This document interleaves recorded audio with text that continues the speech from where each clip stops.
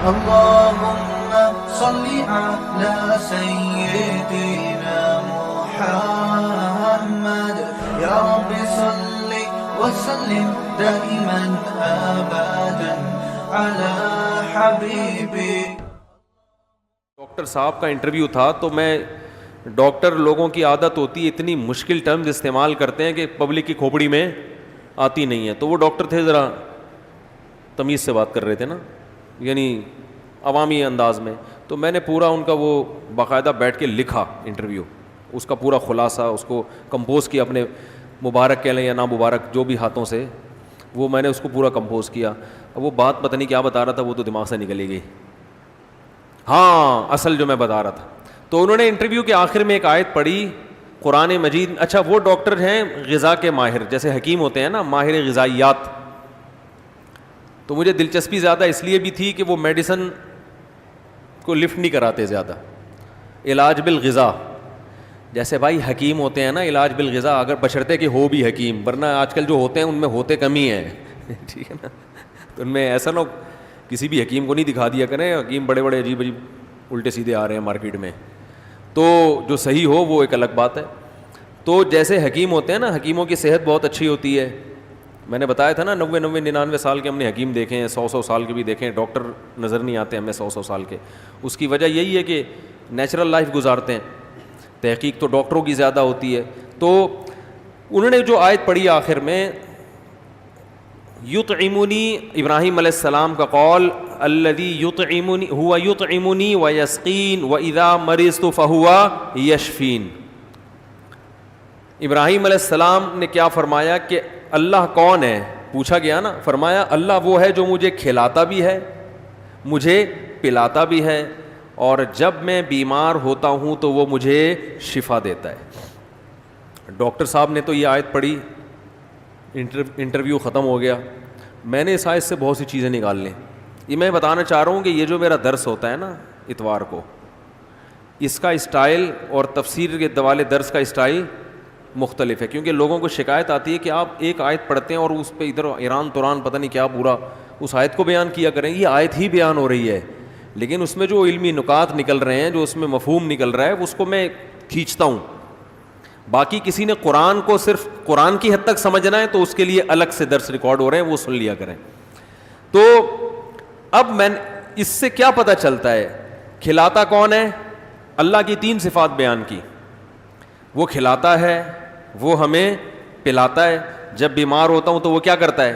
شفا دیتا ہے. اس آیت سے اشارہ کیا نکلتا ہے کہ جو چیزیں اللہ نے بنائی ہیں نا وہ کھا لیا کرو, کیونکہ وہ ان کی نسبت ڈائریکٹ کس کی طرف ہو رہی ہے؟ بولو بھائی, اللہ کی طرف. اللہ نے دودھ پیدا کیا, دودھ پیو گے تو ڈائریکٹ نسبت یہ کون پلا رہا ہے ہمیں؟ آئس کریم کون کھلا رہا ہے؟ کھلا تو وہ بھی اللہ رہا ہے, لیکن اللہ اس کی ذمہ داری لینے کے لیے تیار.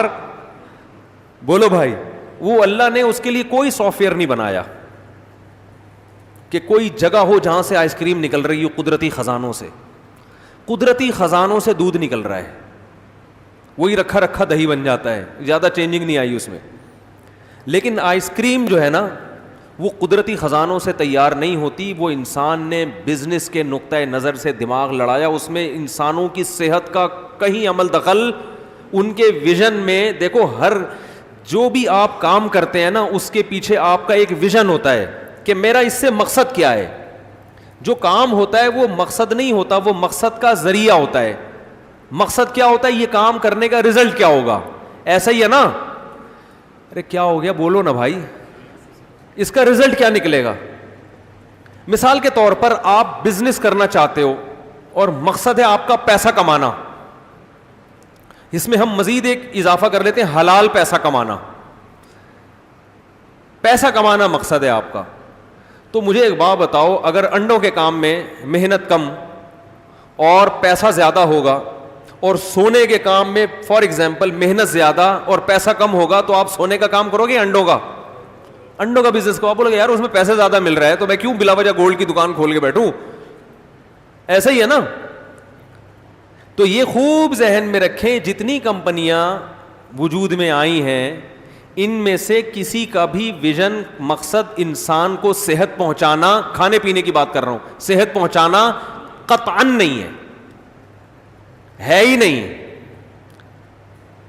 تو یہ کتنی بڑی حماقت ہے کہ ہم صحت کے لیے ڈبوں کی چیزیں کھا رہے ہیں، اس پہ کیونکہ لکھا ہوا ہے اس میں آئرن اتنا، میگنیشیم اتنا، پوٹاشیم اتنا. لکھنے پر گورنمنٹ کی طرف سے کوئی پابندی ہے؟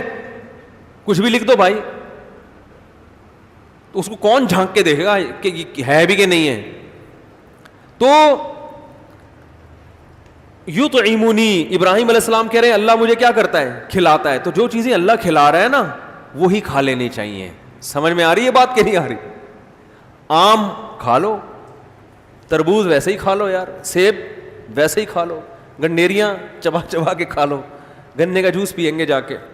اس گنے کے جوس میں یہ ہو رہا ہے کہ وہ اللہ نہیں پلا رہا، وہ گنے والا پلا رہا ہے، لہذا وہ بزنس پوائنٹ آف ویو سے پلاتا ہے. اور بزنس پوائنٹ آف ویو سے دیکھا جائے تو گنے کے جوس میں زیادہ فائدہ نہیں ہے جب تک اس میں گنے والا اپنا جوس نہ ملائے. حقیقت ہے یہ.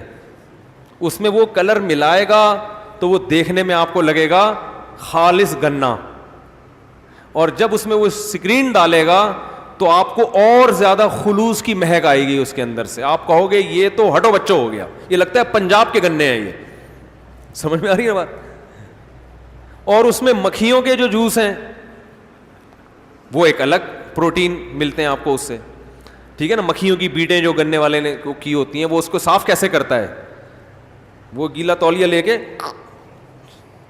ابے بھائی اس تولیے سے تو وہ اور گندا ہو رہا ہے. وہ کوئی گھر سے تھوڑی لے کر آیا وہ تولیہ تو صبح شام 25 گنے صاف کر چکا ہے. وہ ساری بیٹیں جو ایک تولیے میں تھیں اگلے گنے میں ٹرانسفر ہو جاتی ہے جب اس پہ وہ چلتا ہے. وہ سمجھ میں آ رہی ہے بات کہ نہیں آ رہی؟ تو الذی یطعمنی، ابراہیم کہہ رہے ہیں، ابراہیم علیہ السلام میرا رب مجھے کھلاتا ہے. تو بھائی اللہ جو کھلا رہا ہے نا وہی کھا لو آنکھ بند کر کے، مصنوعی چیزیں پہ مت جاؤ. مجھے نہیں پتا یہ فارمی مرغی میں بیماریاں ہیں نہیں، اس میں ڈاکٹروں کا بڑا اختلاف ہے. اس چکن میں کیا کوئی کہتا ہے، کوئی کہ بھاڑ میں جائے ہمیں کیا کرنا ہے. لیکن جب جو اللہ نے پیدا کی ہے وہ ہمارے لیے کیا ہے؟ دیسی مرغی ہے نا جو کیڑے مکوڑے کھاتی ہے، تو زبردست طریقے سے گھومتی پھرتی ہے. یطعمنی ویسقین، مجھے کھلاتا بھی ہے اور مجھے پلاتا بھی ہے. تو جو چیزیں اللہ پلا رہا ہے وہ پی لو. دودھ پلا رہا ہے نا اللہ تعالیٰ، کیا خیال ہے بھائی؟ اللہ پیپسی پلا رہا ہے. اگر پیپسی اللہ پلاتا تو اللہ قیامت میں پیپسی کی نہروں کا بھی ذکر کرتے ہیں کہ ایک اسپرائٹ کی نہر ہوگی، ایک ڈیو، اور ایک شراب تک کا ذکر کر دیا، شراب بھی ہوگی. لیکن اللہ نے ان چیزوں کا ذکر نہیں کیا، اس لیے کہ اللہ اس کا ذمہ دار نہیں ہے. بھائی یہ تو تم خود پی رہے ہو، خود تمہاری ٹینشن نہیں ہے، تمہارا ہیڈ ہی گئی. ہم تو تمہیں شہد پلا رہے ہیں، ہم تو تمہیں دودھ پلا رہے ہیں، یہ چیزیں ہم تمہیں پلا رہے ہیں. تو آگے کیا فرمایا؟ وَإِذَا مَرِضْتُ، جب میں بیمار ہوتا ہوں. شفا بھی کون دیتا ہے؟ وہ.